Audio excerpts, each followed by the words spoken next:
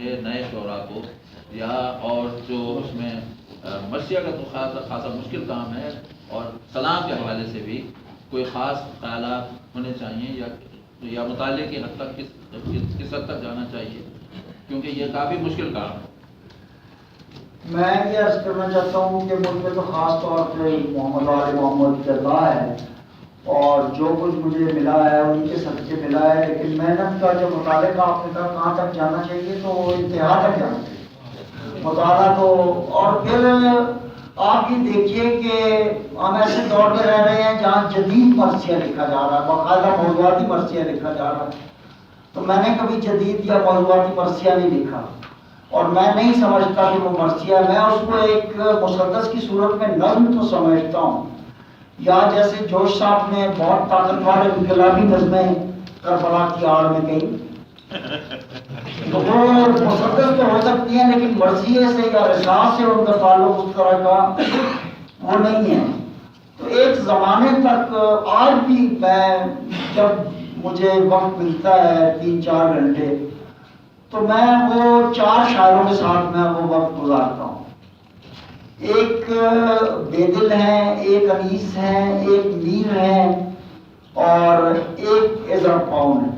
مجھے کینٹو سمجھ نہیں آتے تھے، لیکن مدد کی میری ضیاء صاحب نے، مظفر علی سید صاحب نے یہ سب سمجھنے میں، اور آپ کی بات کا جواب خود عزر پاؤن کے کینٹو میں موجود ہے۔ وہ یہ ہے کہ what were the use of setting figures up and breathing life upon them? Were and not your life, my life extended? تو گویا یہ زیست افزائی کا کام ہے، ادب جو ہے یہ زیست افزائی کا کام کرتا ہے، اور انسان کے لو مومنٹس میں اس کی ڈھارس بناتا ہے۔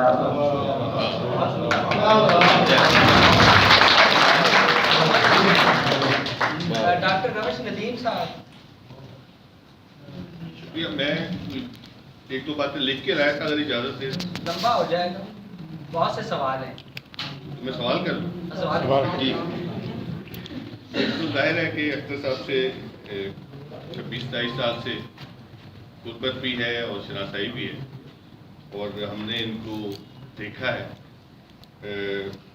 ذہنی اعتبار سے بھی، اپنے ارتقاء میں، اور تکنیکی اور فنی اعتبار سے بھی، شخصی اعتبار سے بھی۔ ان کا پرخروش، ان کی جوانی بھی دیکھی، اور ان کی اب جو عمر ہے جس میں خاص طرح کا ایک ٹھہراؤ ہے، اور اپنے پورے زندگی کے تجربوں کے ساتھ اس طرح کی زندگی کو دیکھ رہے ہیں یا نبھا رہے ہیں۔ تو ان کی جو آخری کتاب جو نظموں کے حوالے سے آئی، ظاہر ہے کہ میں بھی نظم لکھتا ہوں، ان کا ایک اپنا انداز ہے نظم کہنے کا بھی، اس کی ڈکشن بھی، اس کے موضوعات بھی، اور یہ انفراد ان کے ہاں ہر سطح پر ملتا ہے، شخصی سطح پر بھی ہے اور تخلیقات میں بھی، رویوں میں بھی۔ تو میں بس یہ کہنا چاہوں گا کہ پوچھنا چاہوں گا کہ آخر وہ کون سے ایسے ایلیمنٹس ہیں فکری یا فنی جہاں پر انہوں نے نظم کی طرف طور خاص توجہ۔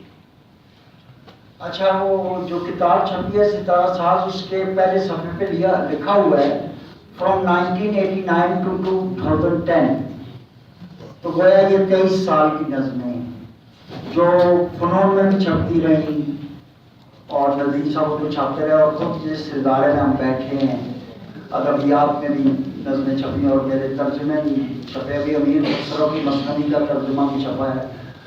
تو غزل اور نظم وہ میرے لیے یہ کوئی اصناف کا جو مطلب ایک ہوتا ہے، جس کو کیا کہنا چاہیے کہ آپ کا ایٹیٹیوڈ جو ہے وہ ٹورڈز پوئم ہے یا ٹورڈز غزل ہے، تو میرے لیے یہ کوئی مسئلہ نہیں رہا۔ اصل میں کوئی بھی صنف ہو اس کو وقار تو فنکار بخشتا ہے نا۔ اگر آپ ایک برا شاعر جو ہے وہ نظم لکھے گا تو وہ بری نظم ہوگی، اور برا شاعر غزل کہے گا تو وہ بری ہو۔ تو یہ صنفی قید تو اقبال نے خود، میں یہ سمجھتا ہوں کہ یہ عظیم کام جو اقبال نے کیا کہ نظم اور غزل کے درمیان جو ایک تفریق تھی اس کو اقبال نے ختم کر دیا۔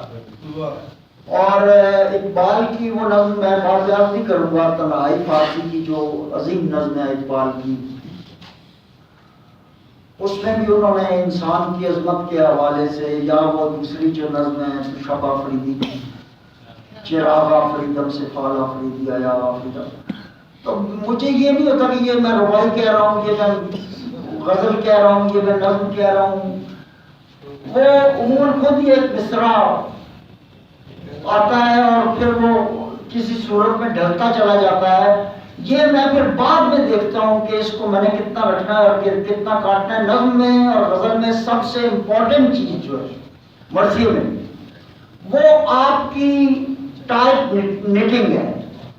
جب تک آپ جیسے عزرا پاؤں نے ٹی ایس ایلیٹ کے ساتھ کیا تھا، آپ اپنے ساتھ وہ کچھ کرنے کا حوصلہ پیدا کریں اور اس کو کاٹیں. راشد نے ندیم صاحب کے بارے میں ایک بہت باکمال بات کی تھی کہ ندیم صاحب کی نظم کی یہ خوبی ہے کہ اسے جتنا کاٹتے جائیے وہ اچھی ہوتی جاتی ہے.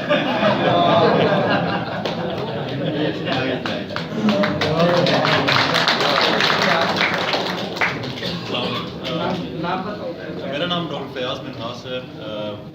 میں آج پہلی دفعہ یہاں پہ آیا ہوں. مجھے آ کے یہاں پہ یہ لگ رہا ہے کہ جس طرح ریت کے ذرے پہ سورج کی روشنی پڑتی ہے، تھوڑا سا وہ بھی چمک اٹھتا ہے. میں بہت شکر گزار ہوں آپ کا.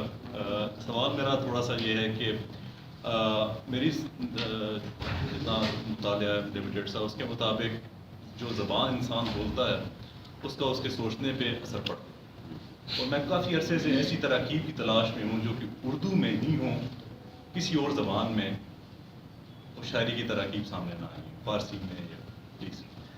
یہ بڑا اصل میں جب ایک عادت پڑ جاتی ہے نا مانگنے کی، تو اس وقت یہ ایسا ہوتا ہے کہ ہم بورو کرتے ہیں.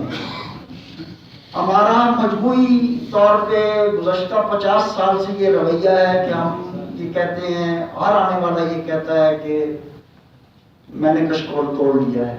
اس کا مطلب یہ نہیں ہوتا کہ توڑ دیا، اس کا مطلب یہ ہوتا ہے کہ وہ چھوٹا تھا، میں ذرا بڑا بنوانا. تو ابھی دیکھیے آپ، ایک سوال مجھ سے اسی طرح کا کیا تھا ایک دوست نے، تو میں نے اسے کہا کہ تم کوئی لفظ بولو، تو اس نے لفظ بولا نیم باز. ایک لفظ میں نے بول دیا نیم جام. تو میں نے ان سے یہ کہا کہ زیادہ خوبصورت ترجمے دونوں کے اردو میں موجود ہیں، اد کھلا ہوا اد موا، زیادہ خوبصورت لفظ. اچھا پھر یہ کہ زبانوں کی دشمنی نہیں، زبان کوئی بھی ہو وہ عظیم ہوتی ہے. آپ جتنی زبانیں سیکھیں، زبانوں کا تعصب انسان کو تباہ کر کے رکھ دیتا ہے. مولانا روم نے کہا تھا کہ زبان کا بہر حق ہوئی چیبرانی چسریانی، مکان کا زبان کا بہر حق ہوئی چیبرانی چسریانی، مکان کا بہر حق جوئی چی جاول کا چی جاول سا. اب کوئی کے لیے عبرانی سریانی کی قید نہیں ہے، اور یہ قید نہیں ہے کہ آپ بلسا میں یا بلخا میں، آپ کسی بھی زبان میں لکھیں، ہم آپ کے طالب علم ہوں گے، آپ وہ زبان سیکھنے کی کوشش کریں گے. اور ہمیں چاہیے کہ مثلا مجھے بہت حیرت ہوتی ہے کہ یونیورسٹیز کے کالجز کے اساتذہ جب یہ کہتے ہیں کہ میں نے میر کو بھی پڑھا ہے، میں نے حافظ کو بھی پڑھا ہے، میں نے غالب کو بھی پڑھا ہے، میں نے اقبال کو بھی پڑھا ہے، تو تھوڑی سی فارسی کی شدھ بدھ کے بغیر ان کو نہیں پڑھا جا سکتا. بھائی یہ جھوٹ بولتے جو لوگ یہ کہتے ہیں کہ ہم نے میر کی اردو، غالب کی اردو اور اقبال کی اردو شاعری پڑھی ہے. یہ بالکل جھوٹ بات ہے. اگر کوئی یہ شخص یہ کہتا ہے کہ اس نے فارسی کی تھوڑی سی شدھ بدھ کے بغیر ان کو پڑھا، نہیں سمجھتا وہ درست کہتا ہے. دوسرا، یہ ولی سے لے کے آج تک کی جو ٹریڈیشن ہے، اگر اس کو ہی پڑھ لیا جائے احتیاط سے، تو آپ کو تھوڑی سی فارسی آ جاتی ہے جس کے ذریعے آپ ان اساتذہ کو پڑھ سکتے ہیں. تو زبانیں سیکھیے، زبانوں کے قریب جائیے تاکہ آپ کسی ایک دوسری تہذیب کے قریب جائیں. میں نے ایک مثال یہ دی تھی کہ ہمارے یہاں میاں محمد بخش کا انتقال 1907 میں 6 میں ہوا ہے. انہوں نے کہا لوہے لوہے پارلے پوریے جیت تو پانڈا پڑنا. 1915 میں ڈلن ٹامس پیدا ہوا ہے، ویلش تھا وہ. اس نے کہا rage rage against the dying of the light. تو ایک عالمی خیال ایسا ہوتا ہے جسے ہم ایک سطح پر شیئر کر رہے ہوتے ہیں ایک دوسرے کے ساتھ. مثلا مجھے آج کل بہت یاد آ رہا ہے Shakespeare. Life is but a walking shadow, a poor player